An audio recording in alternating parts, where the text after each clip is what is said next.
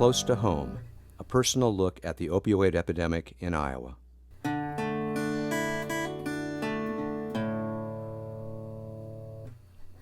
5-6 years ago when I was using.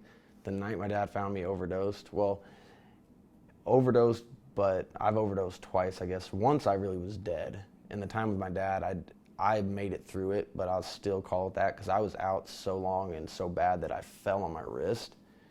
And my wrist was paralyzed for 3 months. I couldn't, my hand was like this and I could move my fingers, but I couldn't do this at all for 3 months. I had to wear a brace. And I was really scared. It made me feel like powerless.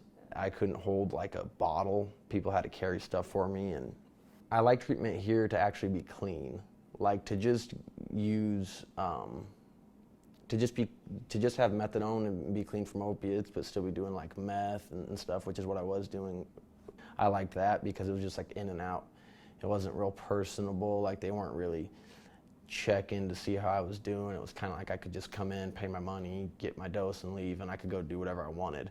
Where here, you know, like if you drop dirty, you have to see the counselor, and there's just, I feel like this, I like it here better because it's much more like to actually get you healed, not just to give you something to help you with the opiate part of it and then like go do whatever you want, you know. It's like overall like drugs, like just to keep you clean and healthy overall. I've put on 42 pounds since I started coming back to methadone. Like I was way skinny. I was like 135, I'm like 180 now. And so, I mean, it's health-wise, it's been real noticeable. Kate was my mental health therapist. Like this place is like a family to me, really. I was just embarrassed that I had fallen back down and I needed help again. That's why I didn't want to come back here. The other place wasn't taking insurance. You know, I have insurance, so that was a big part of it, was the payment. I couldn't afford to pay the $10 every day, and they were like on me all the time, like, we need the $10, you know, when I was just, I needed to come back here because of the money, really. And then Teresa came back and she's like, well, I want you here, like. So I came, and then when the first day I came, I was so like worried and embarrassed about coming, but everybody was just like, Matt, like, I mean, the pharmacist, everybody knew me, and everybody was talking to me and hugging me and glad to see me. So now I've been back here for maybe like 3 or 4 months, and everything's been going good here. I meet with Teresa once a week, and everything's going good as far as that's concerned.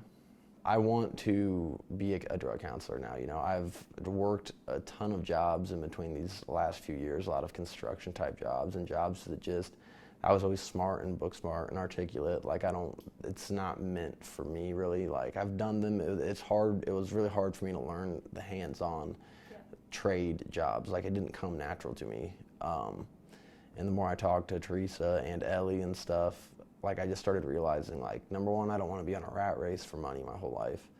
Like I'd rather find something that makes me happy outside of just money, and helping people makes me happy. And I know that my story, because, you know, I went to Dowling, I had never done a drug or been high or drunk until I was after 18.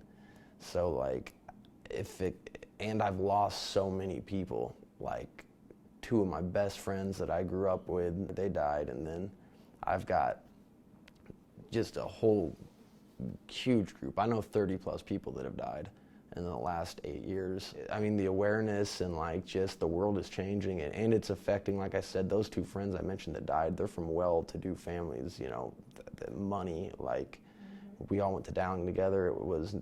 I was the poor friend, the lower class, and so like it really just showed that it can affect anybody, and I think a lot of people are starting to see that now, and people are starting to care.